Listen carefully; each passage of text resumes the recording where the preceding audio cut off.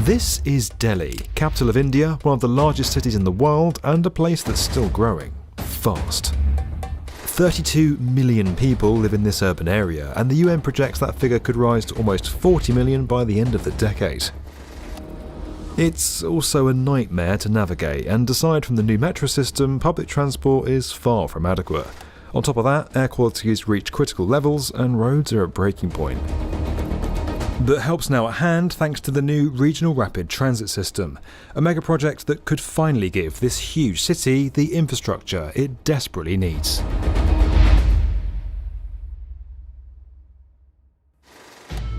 Delhi's been named the world's most polluted city for 3 years in a row, reaching record levels in 2021. Now, there are several reasons for this, like the mass burning of crop stubble after the annual harvest and India's reliance on coal power. But one major problem is extreme traffic.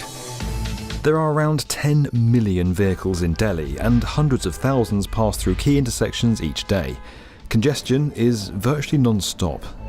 As long as road travel is the only suitable way to get in and out of the city, there's not much that can be done about the traffic issue.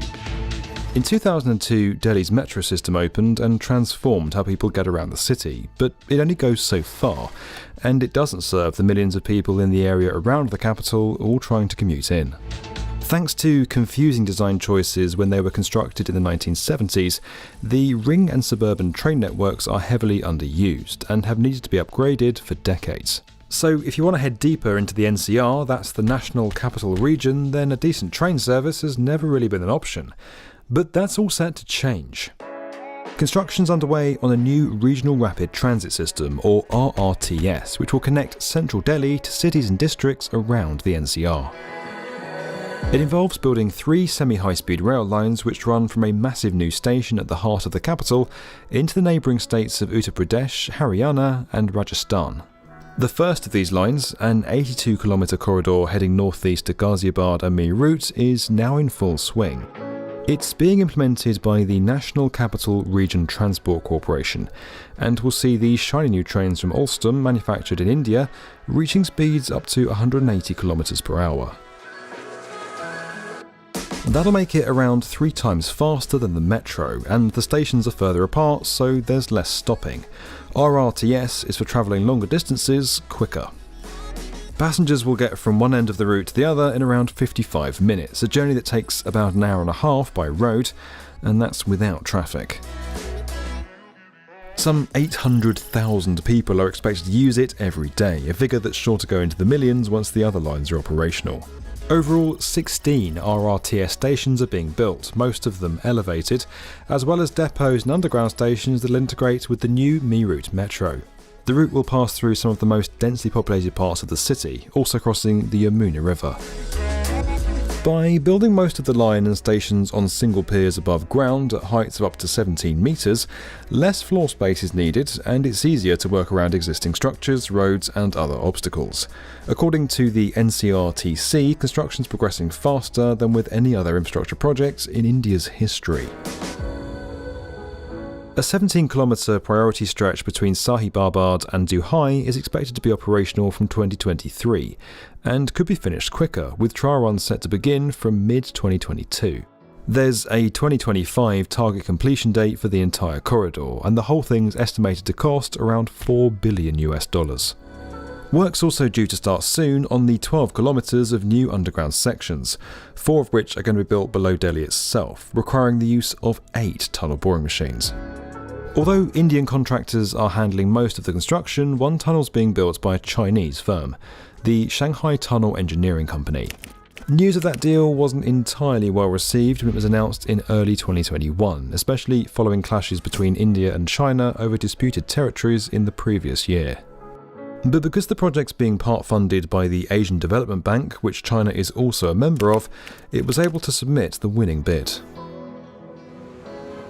There's a lot going on then, and we haven't even talked about what's arguably the highlight of the whole scheme, the place where everything will interconnect. All 3 of the lines being built in Phase 1 will radiate from here, what's soon to become Delhi's largest transport hub. The new Sarikale Khan station will act as the main interchange between RRTS services, the metro and the bus network. Having a location where multiple transport systems all join together is something Delhi's never really had. To catch a bus, having just got off the metro, for example, lots of travellers have to take long walks or rickshaw rides to make their next connection. But with the new hub, that journey can be reduced to just a few steps across the station. When it's all done, the plan's to follow up with 5 more lines, stretching the network even further into the NCR. If that's accomplished, then Delhi's new rail system will offer a quicker, more convenient means of transport for millions of people in and around the city. It'll be far cleaner than road travel too. One study in 2019 predicted that just the Delhi to Meerut line would take around 100,000 vehicles off the road. Now, that might not sound like much from that 10 million, but when the whole network's up and running, you can expect that figure to rise. And that's going to be crucial for tackling those pollution levels. It's estimated the new system will reduce CO2 emissions in the city by 250,000 tonnes a year. For too long, the people of Delhi and the NCR have been missing an effective transport system, one that would accompany the new metro. Now, it looks like they could be getting one.